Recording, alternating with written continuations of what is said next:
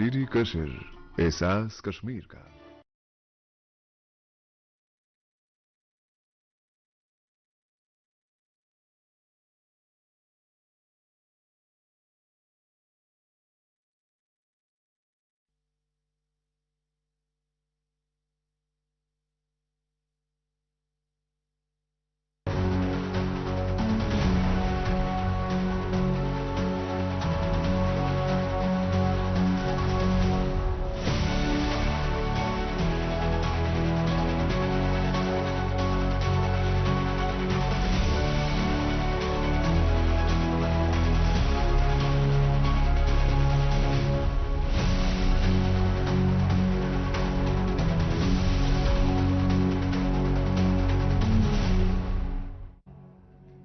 नाजरीन आदाब, जहांबीन का आज का ताजा शुमारा लेकर मैं फैयाज अहमद फैयाज आपकी खिदमत में हाजिर।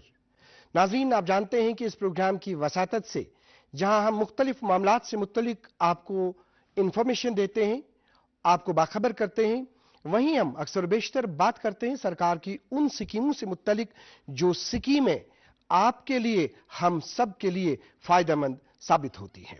क्योंकि आज हम बात करना चाहेंगे एग्रीकल्चर प्रोडक्शन डिपार्टमेंट और रूरल डेवलपमेंट डिपार्टमेंट से मुत्तलिक क्या कुछ इस वक्त सरकार कर रही है, इन डिपार्टमेंट्स के हवाले से क्या कुछ नया किया जा रहा है, और अगर हम बात करना चाहेंगे कि कौन सी स्कीमें इस वक्त राइज है, किसानों को किस तरह के फवायद मिल रहे हैं, और इसके साथ साथ दी तरक्याती मंजरनामे की जो तस्वीर है उसको किस तरह से खूबसूरती के साथ सजाया जा रहा है मौजूदा सरकार की तरफ से, यह खुसूसी गुफ्तगू हम आज आप तक पहुंचाना चाहेंगे। लेकिन इससे पहले देखते हैं जहांबीन डेस्क की यह रिपोर्ट।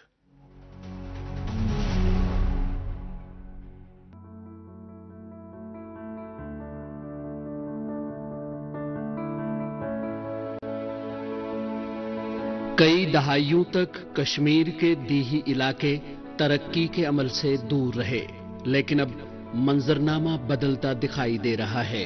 प्रधानमंत्री ग्राम सड़क योजना के तहत सड़कें अब उन बस्तियों तक पहुंच रही हैं जो कभी बिल्कुल तन्हा हुआ करती थी। ये सड़कें सिर्फ बाजारों से नहीं जोड़ती बल्कि मौके से जोड़ती हैं। बिजली और नलके के जरिए फराहम किया जा रहा साफो शफाफ पानी अब घरों तक पहुंच रहा है। जल जीवन मिशन के तहत हजारों दीही घरानों को पहली बार साफ पीने का पानी नलके के जरिए दस्तयाब हुआ है। बागबानी के शोबे में किसान रिवायती तर्ज काश्त को छोड़कर हाई डेंसिटी प्लांटेशन की तरफ बढ़ रहे हैं। उम्मीद है कि इससे पैदावार दुगना होगी।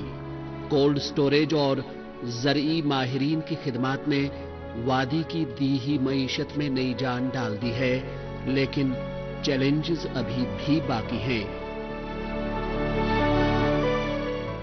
दूर दराज इलाकों में सेहत की सहूलियात नाकाफी हैं और इंटरनेट की सहूलत भी गैर मुस्तहकम है। शदीद मौसम की वजह से कई इलाके मौसमी तौर पर दुनिया से कट कर रह जाते हैं। एमजी नरेगा जैसे मंसूबे उजरती रोजगार फराहम कर रहे हैं, जबकि उम्मीद जैसा प्रोग्राम जिसकी क़यादत दीही खवातीन कर रही हैं, खुद इन्हिसारी के एक खामोश इनकलाब की शक्ल इख्तियार कर रहा है। पंचायतें फाल हो चुकी हैं, लोग अब मनसूबाबंदी और फैसला साजी में शामिल हो रहे हैं। अगरचे मुकम्मल बाइख्तियारी का सफर अभी भी तवील है। कश्मीर में दीही तरक्की सिर्फ सड़कों और इमारतों का नाम नहीं, ये रसाई और एक बेहतर मुस्तकबल की उम्मीद का नाम है। जहांबीन डेस्क की रिपोर्ट।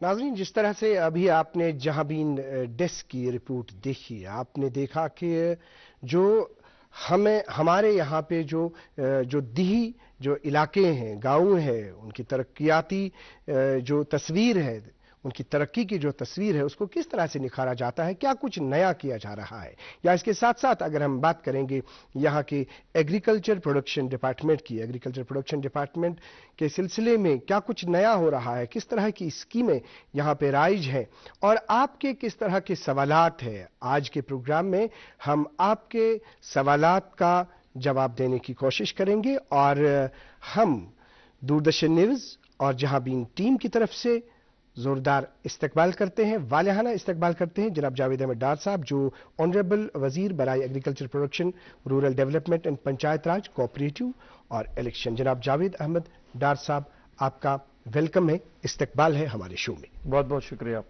जनाब जावेद साहब, जिस तरह से अभी हमने बात की कि जो यहाँ पे सबसे पहले अगर हम बात करना चाहेंगे कि जो हमारे पास एग्रीकल्चर डिपार्टमेंट के हवाले से जो आपकी प्रायोरिटीज है, क्योंकि जब से आपने कलमदान संभाला तो कलमदान संभालने के फौरन बाद कुछ ऐसे इनिशिएटिव्स भी लिए गए, कुछ चीज़ों को देखा गया, हालांकि कुछ चीज़ें पहले ही राइज थी, लेकिन उन चीज़ों को ग्राउंड लेवल पे उनकी इंप्लीमेंटेशन मौसर बनाने के हवाले से कुछ स्टेप्स लिए गए।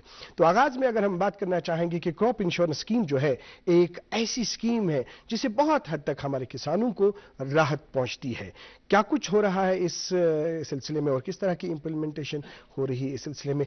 आगाज में इफ्तिताही कलमात आपके। आपका बहुत बहुत शुक्रिया। जहाँ तक आपने क्रॉप इंश्योरेंस की बात करी, गवर्नमेंट ऑफ इंडिया की एक स्कीम है फसल बीमा स्कीम, जिसके तहत एग्रीकल्चर में हम लोग ऑल द डिस्ट्रिक्ट्स 20 डिस्ट्रिक्ट जो है अभी तक हमने कवर करे हैं। पर एक दिक्कत आ रही है, जो हमारा हॉर्टिकल्चर सेक्टर है जी, वो अभी तक उस क्रॉप इंश्योरेंस स्कीम में दाखिल नहीं हो पाया। मैं तफसील में नहीं जाऊंगा क्योंकि टेक्निकलिटी बहुत है उसमें जी। पिछले कई सालों से, 1-2 साल से कोशिश बिलखुसूस, और उसमें ये हुआ कि उसमें बिडर नहीं आ रहे थे जी। और जब हमने काम काज संभाला इस डिपार्टमेंट का, उसके बाद मैंने समझा, तो मेरी कोशिश रही पिछले 4-5 महीने 6 महीने से जी कि उस स्कीम को इम्प्लीमेंट करवाए। अनफॉर्चुनेटली इस साल जो है स्टार्टिंग के, मतलब फाइनेंशियल क्लोज होने के बाद जब हमने रिव्यू किया उस स्कीम को, तो 2 फाइनेंशियल बिडर आए थे, बहुत खूब, जिनकी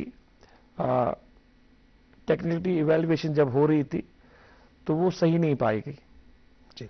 और अनफॉर्चुनेटली उनका जो टेंडर था वो रिजेक्ट करना पड़ा। उसके फौरन बाद जो हमारे ऑफिसर्स है, सीनियर ऑफिसर्स, उनसे बातचीत हुई, तो इंशाल्लाह रहमान हमने कोशिश की वापस उसको असर नौ उसको टेंडर करने की कोशिश की, और वो मेरे ख्याल से उस प्रोसेस में है। अब हमारी उम्मीद है कि इंशाल्लाह रहमान जो है ये सितंबर तक है, जो वेदर बेस्ड क्रॉप इंश्योरेंस है, weather based crop insurance scheme है।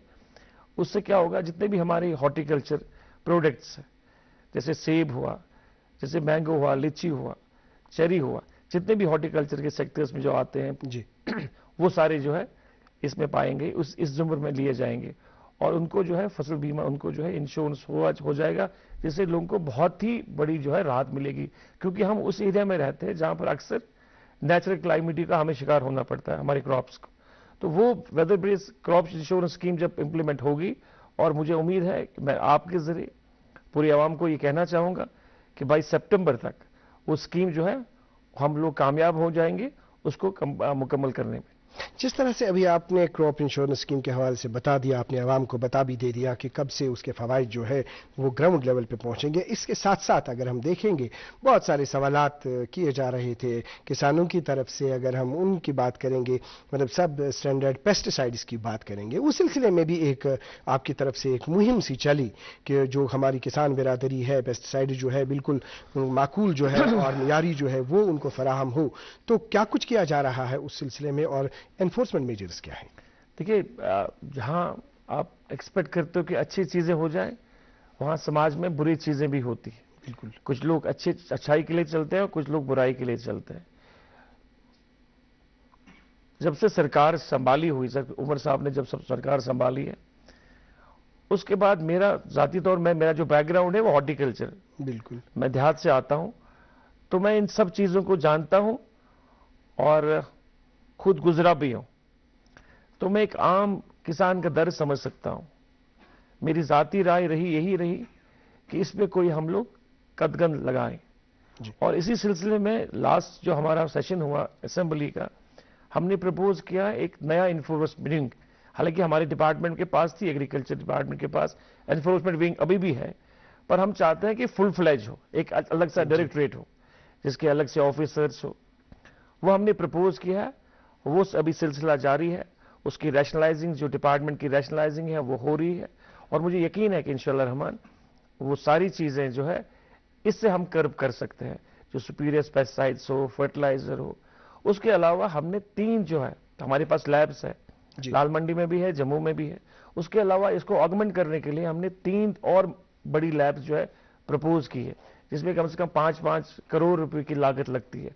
उससे हमें ये होगा कि हमारा जो पेस्टिसाइड्स है, सुपीरियर पेस्टिसाइड्स हो, जहां पर भी हमारी इन्फोर्समेंट विंग जाएगी, जहां भी इतला मिलती है या शिकायत मौसूल हो जाएगी कि यहां पर गलत है, अद्वियात जो है गलत है, सुपीरियर है, तो हमारी जो इन्फोर्समेंट विंग है जाकर उसका टेस्ट बाजाबता करेगी। उसके लिए हम लोग इक़्तिदाम जो है उठा रहे हैं इस वक्त, बारामूला में, इसी तरह अनंतनाग में, इसी तरह जम्मू के कुछ जम्मू कठुआ एरिया में, और भी जो हमारी पहली एस्टैब्लिश लैब्स है वो तो है ही। इसके अलावा हम लोग ऑगमेंट कर रहे हैं। ये इस साल का हमारा प्लान है, और जब ये हो जाएगा मुझे पूरा यकीन है इससे हमारी इन्फोर्समेंट में जो है वो स्ट्रांग भी हो जाएगी, और हमें वो चीजें सारी मिलेगी जिसको लोगों को खदशा रहा है कि हमारी चीजें जो वक्त पर नहीं हो पा। जी जनाब जावेद साहब, जिस तरह से आपने कहा कि जो आपकी तरफ से स्टेप्स लिए जा रहे हैं, और अनकरीब भी आपने कहा कि क्रॉप इंश्योरेंस स्कीम के हवाले से राहत मिलेगी इनको, इस सिलसिले में उसकी इंप्लीमेंटेशन होगी, एनफोर्समेंट मेजर्स के हवाले से आपने बात की। लेकिन साथ साथ अगर हम देखना चाहेंगे यहाँ पे एक और हमारे सामने एक सवाल उभर रहा है कि बात हमेशा हुआ करती थी कि जो किसान है इनके लिए एक ऐसा घर होना चाहिए जहाँ पे उनकी खिदमत हो। तो किसान खिदमत घर की मैं इनफैक्ट बात करना चाहता हूं। क्या ऐसा कोई प्रोविजन सवाल आपके जहन में है? कुछ ऐसे इनिशिएटिव्स हैं जो आपने लिए हैं या आप लेने जा रहे हैं? तो किस तरह से आप किसान खिदमत घर के हवाले से आवाम को आप देखिए, जहां तक किसान खिदमत घर की बात करिए, ये ऑलरेडी हमारे प्लेस में है, इस वक्त हमारे HADP में है, जिसमें 29 कंपोनेंट्स जो सरकार बनने से पहले ही कंसीव हुआ था, और हमारी कोशिश रही कि वो सारी कंपोनेंट्स जो है ग्राउंड पे इंप्लीमेंट हो। 16 कंपोनेंट्स उसमें जो है बराह रास्त एग्रीकल्चर से जो मुंसलिक है, और बाकी 13 जो है वो डिफरेंट एलाइड सेक्टर्स के, जिसमें हॉर्टिकल्चर हो, इसी तरह animal husbandry, sheep husbandry, cooperative, fisheries, जो उन प्रोजेक्ट्स को देखते हैं, वो कंपोनेंट्स देखते हैं। किसान खिदमत घर जो है ये एक कंपोनेंट में शामिल है। और आपको बताऊं, मैं सारे आवाम को कहना चाहूंगा कि पहले फेज में हमने 500 खिदमत घर जो है वो प्लेस किए हर डिस्ट्रिक्ट में, और अभी और 1500 करने की जरूरत है। हाल ही में honourable agriculture minister, union agriculture minister आए थे यहाँ, शिवराज जी आए थे जी। फिर हमारा उनके साथ रिव्यू हुआ, यहाँ का एग्रीकल्चर डिपार्टमेंट और जो दिल्ली का यूनियन गवर्नमेंट का जो एग्रीकल्चर डिपार्टमेंट जिसकी वो सरबराही कर रहे थे वो आए थे यहाँ। बासाबता हमारा रिव्यू हुआ जिसमें ऑनरेबल CM साहब थे, मैं था और हमारे ऑफिसर्स थे। जब हमने अपनी प्रेजेंटेशन दी, एक तो वो स्कीम है जो सेंट्रल स्पॉन्सर स्कीम्स हमारी है और फ्लैगशिप प्रोग्राम्स है, उसके अलावा जो हमारा HADP में, जब उन्होंने हमारी HADP की स्कीम्स के बारे में जब बात की तो उन्होंने ये चीज, इस नुक्ते को उजारा कि ये बहुत ही अच्छा है, फैसिलिटी है। ये फैसिलिटी बेसिकली किसानों को दी हमने। हुआ जो हमारी जो इसमें जो बच्चे काम कर रहे हैं उनको हम कृषि उद्यमी कहते हैं जी, वो सेल्फ सस्टेन है बिल्कुल। उनको हमने इनपुट्स दिया है, लाइसेंस दिए हैं, फैसिलिटीज दी है, उनको हम पूरा सिस्टम वहां खड़ा करके देते हैं। ये कहां पे ऑलरेडी जिस तरह से ये हर डिस्ट्रिक्ट में, हर डिस्ट्रिक्ट में आप आओगे, कोशिश है कि हर डिस्ट्रिक्ट में इसको फैलाव मिले।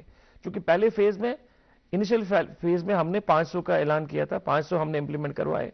अब हमारी कोशिश और 1500, ये हमारा टारगेट था कि 5 साल का जो हमारा ये प्रोजेक्ट है HADP में 5000 प्रोजेक्ट है, इसमें हमने ये 2000 जो है कृषि उद्यमी या 2000 जो है खिदमत सेंटर्स हमने प्लेस करने हैं। 5 हुए हैं पूरी रियासत में, पूरी UT में, और 1500 हमने और करने हैं, जिसमें मेरे जो किसान भाइयों को उनको ये फैसिलिटी मिलेगी, उनको कहीं जाने की जरूरत नहीं है।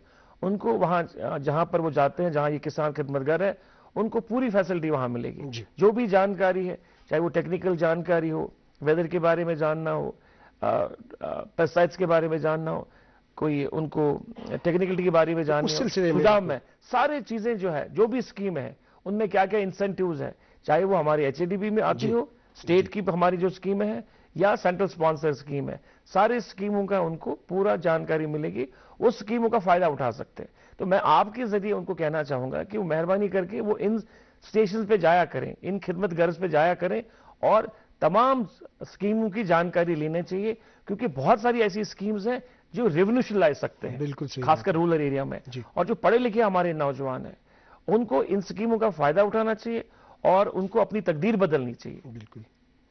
आवाम का एक और सवाल है जो जहां भी इन प्रोग्राम के जरिए से आपसे पूछना चाहते हैं, वो ये है, क्योंकि अभी हमने चैलेंजेस की ही बात की, तो एक और चैलेंज जो इस तरह से हमें बहुत वक्त से दरपेश है, जो यहाँ पे जम्मू कश्मीर में अगर हम देखेंगे कि यहाँ पे मटन की जो दस्तयाबी है, उस हवाले से बहुत सारे चैलेंजेस दरपेश थे, उस हवाले से बहुत सारी मतलब यहाँ पे उसकी अवेलेबिलिटी जो है उस सिलसिले में मुश्किलात का सामना करना पड़ा, या डेयरी के हवाले से अगर हम बात करना चाहेंगे तो सरकार उस सिलसिले में क्या सोचती है, किस तरह के स्टेप्स उस सिलसिले में लिए जा रहे हैं, क्या कुछ नया देखने को मिलेगा फ्यूचर में? देखिए, जहां तक मटन की बात आपने कही, हमारी जो रियासत है, हमारी जो यूटी है, अब यूटी कहिए इसको, अब यहां पर की मटन की कंजप्शन बहुत ज्यादा है। बिल्कुल। और बेशक आपकी बात सही है कि यहां पर डेफिशिएंसी अभी भी है।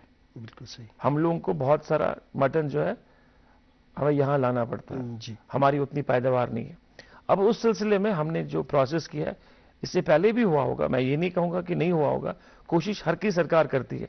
हमारी सरकार की है कि हम ऐसी ब्रीड्स को लाएं, जी, ऐसी ब्रीड्स को लाएं जो मटन ब्रीड्स। अच्छा। अब इसी हवाले से, इसी सिलसिले में मैं आपको कहना चाहूंगा और लोगों को भी कहना चाहूंगा कि हमने ऐसी ब्रीड इंपोर्ट की है ऑस्ट्रेलिया से, टेक्सटाइल ब्रीड, जो अभी एक दो महीने पहले हमने वहां से इंपोर्ट की है, जिसमें हमने ऑस्ट्रेलिया से 480, जिसमें 120 जो है रैंप है, मेल्स हैं, और इवीज जो है वो 380 के करीब जो हमारी इवीज है, जो फीमेल्स है।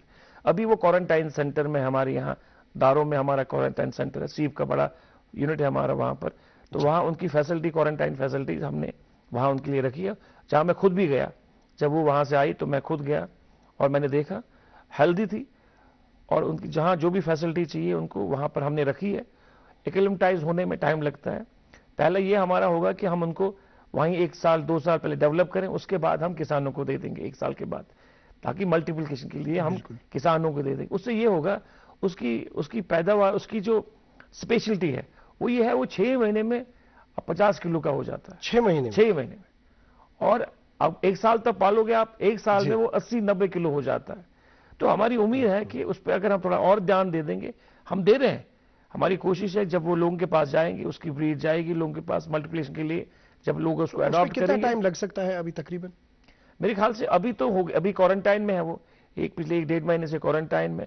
जब वो प्रोसेस से वो निकल जाएंगे, उसके बाद अपने फार्म्स में जाएंगे, जो हमारी शीप हस्बेंड्री के पास अपनी जो फार्म्स हैं, वहां पर हम उनकी मल्टीप्लिकेशन करेंगे। उसके बाद 1 साल के बाद, 1.5 साल के बाद हम लोग किसानों को दे देंगे। बहुत खूब। जो हमारे रैंप्स है वो किसानों को दिया जाएगा, ताकि वो अपनी लेवल पे मल्टीप्लिकेशन के लिए जाएंगे, जिससे हमारी ग्रोथ बढ़ेगी। और कोशिश हमारी है कि जो मटन की डेफिशिएंसी है वो इससे कम हो जाएगी, क्योंकि उसकी ग्रोथ जो होती है वो 5-6 महीने में छोटा सा बच्चा रहता है, 40-50 किलो का हो जाता है, 1 साल के अंदर वो 80-90 किलो हो जाता है, जो उसका मेल होता है, रैंप होता है। तो उससे हमारी जो डेफिशिएंसी है मटन की, मुझे उम्मीद है अगले 1 साल या 2 साल या 4 साल के अंदर वो इंशाल्लाह रहमान पूरी हो जाएगी। जिस तरह से आपने जनाब जावेद साहब बात की, क्योंकि इस डिपार्टमेंट में एग्रीकल्चर की अगर हम बात करेंगे, अगर हम रात भर भी बात करेंगे तो शायद वो वक्त भी कम है, क्योंकि ये इतना वसी आपका डिपार्टमेंट है। बहुत सारे सवालात इसमें थे, क्योंकि हाल ही में जो बजट में हाईलाइट्स जो है फाइनेंशियल ईयर 2025 एंड 2026, उस सिलसिले में जो ऑनरेबल सीएम जनाब उमर अब्दुल्ला साहब ने जो बजट पेश किया, वो कुछ मुख्तसरन हम थोड़ा सा हाईलाइट्स, फिर हम उसके बाद बात करेंगे रूरल डेवलपमेंट डिपार्टमेंट की। देखिए, एक चीज और आपने अभी अपने उसमें सवाल में ये कहा कि डेयरी के हवाले से क्या करना चाह रहे हैं, तो मेरा फर्ज बनता है कि मैं उसका जवाब दूं। डेयरी में आपको बताऊं, हम लोग सेल्फ सफिशिएंट हो गए। कुछ साल पहले हमारी डिफिशिएंसी थी, अब हम उस डिफिशिएंसी से निकल के बाहर आ गए। अब हमारा ये मकसद है कि जब हम डिफिशिएंसी बाहर निकल, हम सेल्फ सस्टेन हो गए, हम लोग, हमारा जो पैदावार है वो बढ़ गई है, और चारों ओर से मिल्क डेयरी में हम लोग इस वक्त अच्छा प्रोग्रेस कर रहे हैं। अब हमारा कि अगला हमारा स्टेप क्या होगा, हम लोग प्रोसेसिंग में जाएंगे। बहुत खूब। तो उस सिलसिले में एचएडीपी में ऑलरेडी हमारी स्कीम्स है। हम कोशिश करें कि नए एंटरप्रेन्योर्स आए, आपकी वसादत से जो सामीन है वो समझना चाहिए, जो नए एंटरप्रेन्योर्स हमारे हैं बच्चे हैं, पढ़े लिखे हैं, जिनका हौसला बुलंद हो और कुछ करना चाहते हैं, तो हम उनको ओपन इन्विटेशन देते हैं, आ जाएं, मिल्क प्रोसेसिंग में जाएं, मिल्क प्रोडक्ट्स बनाएं, चाहे नॉर्थ में करें, साउथ में करें, जम्मू में करें, जहां भी सेंट्रल में करें, जहां भी करें, हम उनको फैसिलिटेट करेंगे। इसमें काफी पोटेंशियल है, क्योंकि अब जब डेयरी में हम लोग तो बहुत पोटेंशियल है, तो मैं चाहूंगा कि वो लोग आए, डेयरी में हम लोग सेल्फ सफिशिएंट हुए।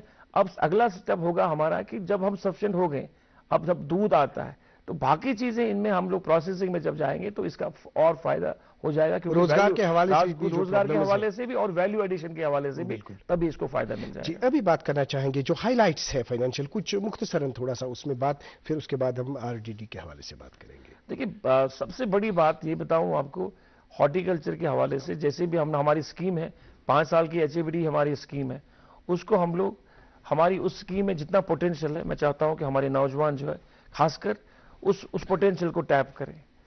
अब ये एक ही सेक्टर नहीं, हॉर्टिकल्चर में हम लोग हाई डायनेस्टी के लिए हवाले से हम लोग बात करते हैं, नई नई हमारी मदर जो नर्सरीज है वो डेवलप हो रही है। इसी तरह एनिमल हस्बेंड्री में नई नई हमारी यूनिट्स खड़े हो रहे हैं, बिल्कुल। इसी तरह शीप में नई नई रियरिंग यूनिट्स खड़े होते हैं।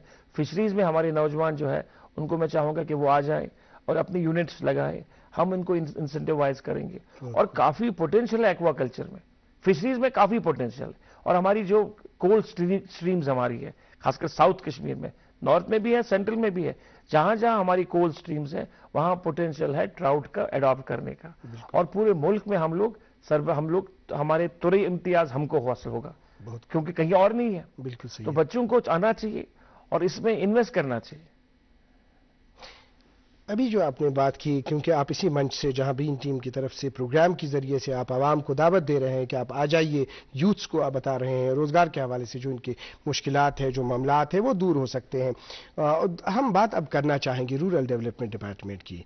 तो जब आपने कलमदान संभाला, वो क्या देखा आपने, क्या कुछ करने की जरूरत है रूरल डेवलपमेंट डिपार्टमेंट में? हम आप ही से जानना चाहेंगे, वो फिर आप ही के कहने से फिर सवालात निकालेंगे। देखिए, रूरल डेवलपमेंट डिपार्टमेंट जो है वो बहुत ही वसी डिपार्टमेंट है। 72% जो हमारा एरिया जो है वो रूरल एरिया में, 72% हमारा रूरल एरिया जो कंप्लीट रूरल है। 4,200 के प्लस हमारी पंचायत से।